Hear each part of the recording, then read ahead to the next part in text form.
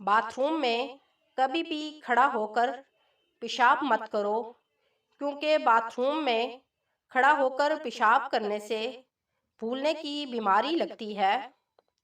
اگر آدھے سر میں اچانک درد شروع ہو جائے تو سر پر ہاتھ رکھ کر آیت الکرسی 3 مرتبہ پڑھ کر دم کر لیا کرو، آدھے سر کا درد فوراً ختم ہو جائے گا۔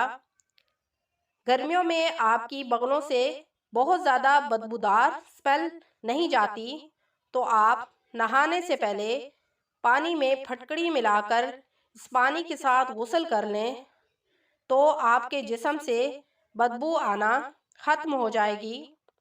سردیوں میں آپ کے پاؤں کی ایڑیاں بہت زیادہ خراب ہو گئی ہیں یا آپ کے ہاتھ اور آپ کا چہرہ بہت زیادہ خشک ہو گیا ہے تو آپ گریسرین کے اندر لیموں کا رس مکس کریں اور 5 چمچ اس میں عرق گلاب ڈال کر اس کو اچھی طرح مکس کریں اور رات کو سونے سے پہلے اپنے ہاتھوں، پاؤں اور چہرے پر اچھی طرح لگا لیں۔ آپ کا چہرہ بالکل ٹھیک ہو جائے گا اور آپ کے پاؤں کی پھٹی ہوئی ایڑیاں بھی بالکل ٹھیک ہو جائیں گی۔ اگر سردیوں کے موسم میں آپ کو رات کو بار بار پیشاب آتا ہے اور آپ اس بار بار پیشاب آنے سے چھٹکارا حاصل کرنا چاہتے ہیں تو رات کو سوتے ٹائم ایک نیم گلاس دودھ کا اور 5 بادام کھا کر سو جائیں، آپ کو بار بار پیشاب آنا بند ہو جائے گا۔ جو لوگ رات کو سونے سے پہلے دودھ گرم کر کے پیتے ہیں ان کے اعصاب اونٹ سے بھی زیادہ مضبوط ہو جاتے ہیں۔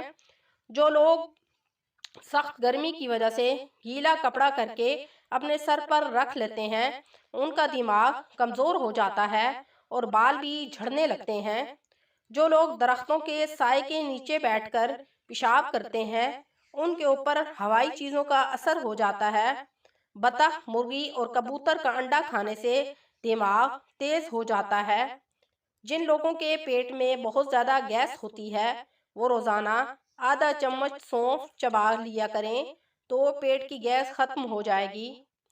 جن لوگوں کا معدہ کمزور ہے وہ مولی اور مولی والی روٹی ہرگز مت کھائیں ورنہ ان کا معدہ اور زیادہ خراب ہو جائے گا۔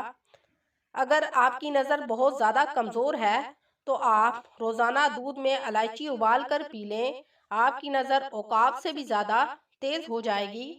اگر آپ کی ٹانگیں سن ہو گئی ہیں تو آپ اپنی سن ہوئی ٹانگوں پر چٹکی کاٹیں تو آپ کی ٹانگ سن ہونا ختم ہو جائے گی۔